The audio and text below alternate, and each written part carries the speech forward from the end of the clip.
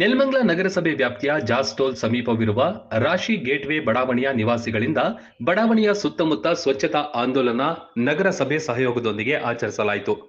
ಇನ್ನು ಬಡಾವಣೆಯ ನಿವಾಸಿ ರಾಜಣ್ಣ ಆರೋಗ್ಯ ಸಚಿವರ ಆಪ್ತ ಕಾರ್ಯದರ್ಶಿ ಮಾತನಾಡಿ, ನಮ್ಮ ಸುತ್ತಮುತ್ತಲೂ ಉಂಟಾಗುವ ಗಲೀಜಿನಿಂದಾಗಿ ಸಾಂಕ್ರಾಮಿಕ ಕಾಯಿಲೆಗಳು ಹರಡುತ್ತಿದ್ದು, ರಾಷ್ಟ್ರಪಿತ ಮಹಾತ್ಮ ಗಾಂಧಿಯವರು ತಾವೇ ಸ್ವತಃ ಸ್ವಚ್ಛತಾ ಕಾರ್ಯಕ್ಕೆ ಇಳಿಯುವ ಮೂಲಕ ಪೊರಕೆ ಹಿಡಿದು ನಿಂತಿದ್ರು. ನಮ್ಮ ಸುತ್ತಲಿನ ಪರಿಸರವನ್ನು ಸ್ವಚ್ಛವಾಗಿಟ್ಕೊಂಡ್ರೆ ಆರೋಗ್ಯಕರವಾದ ಜೀವನ ನಡೆಸಬಹುದಾಗಿದೆ. ವಾರದಲ್ಲಿ ಒಂದು ದಿನ ನಮ್ಮ ಬಡಾವಣೆಯಲ್ಲಿ ಸ್ವಚ್ಛತಾ ಕಾರ್ಯ ಮಾಡ್ತೇವೆ ಎಂದ್ರು.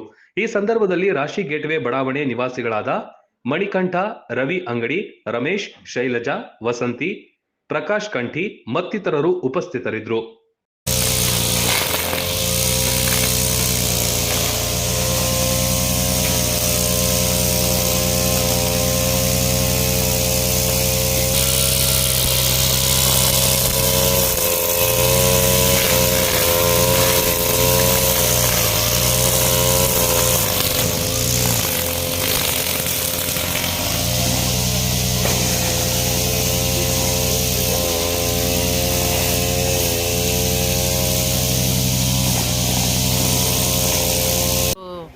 ಬೇರೆಯವರು ದುಡ್ಡು ಹಾಳಾಗಬಾರ್ದು, ಅವ್ರ ಕೆಲಸ ಅವರೇ ಮಾಡಲಿ ಅನ್ನೋ ಒಂದು ಉದ್ದೇಶದಿಂದ ಅವರನ್ನು ಇವತ್ತು ಲೇಔಟಿಗೆ ಕರೆಸ್ಬಿಟ್ಟು ಕ್ಲೀನ್ ಮಾಡಿಸ್ಲಿಕ್ಕೆ ಮುಂದುವರಿಸಿದ್ದಾರೆ ಸರ್. ಕೆಲಸ ನಮ್ಮ ಹಣ ನಾವು ಕಟ್ತಾ ಇರೋ ಟ್ಯಾಕ್ಸು ಅವ್ರ ಕೆಲಸ ಮಾಡಿಸ್ಲಿ ಅನ್ನೋದಿದೆ ಹೊರತು ನಮ್ಮ ಸ್ವಂತ ಹಣ ಮತ್ತೆ ಖರ್ಚು ಮಾಡಿ ಕ್ಲೀನ್ ಮಾಡಿಸ್ಕೋಬಾರ್ದು ಅನ್ನೋದು ನಮ್ಮ ಉದ್ದೇಶ.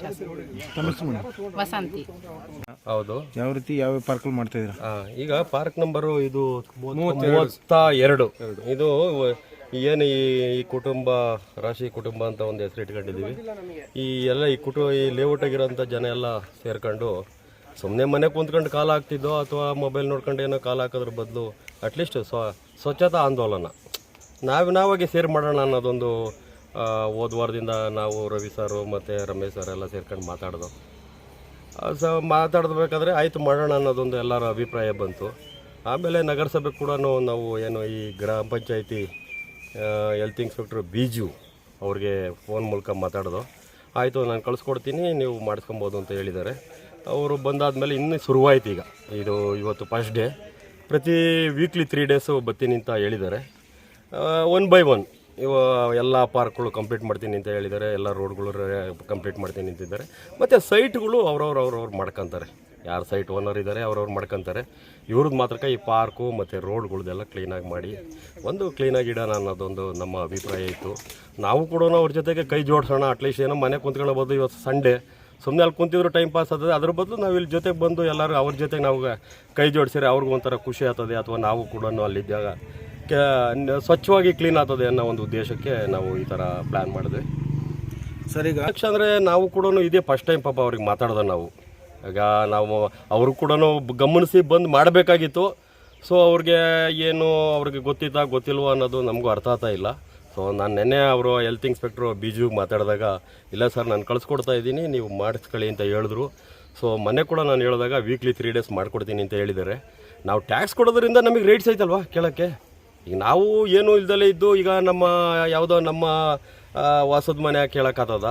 ಇಲ್ಲಿ ಲಕ್ಷಾಂತರ ರೂಪಾಯಿ ಟ್ಯಾಕ್ಸ್ ಕಟ್ತೀವಿ. ಆ ಟ್ಯಾಕ್ಸ್ ಕಟ್ಟಿದ ಮೇಲೆ ಅವರಿಂದ ಉಪಯೋಗ ಬೇಕಲ್ಲ. ಇಲ್ಲಿ ಲೇಔಟಾಗ ಸ್ವಚ್ಛವಾಗಿದ್ದರೆ ಏನು ಹೇಳ್ತೀರಾ? ಈ ಸ್ವಚ್ಛತಾ ಕಾರ್ಯಕ್ರಮ ಅನ್ನೋದು ಒಂದಿನಕ್ಕೆ ನಿಲ್ಲೋದಲ್ಲ, ಇದು ನಿರಂತರವಾಗಿ ನಡೆಯೋದು.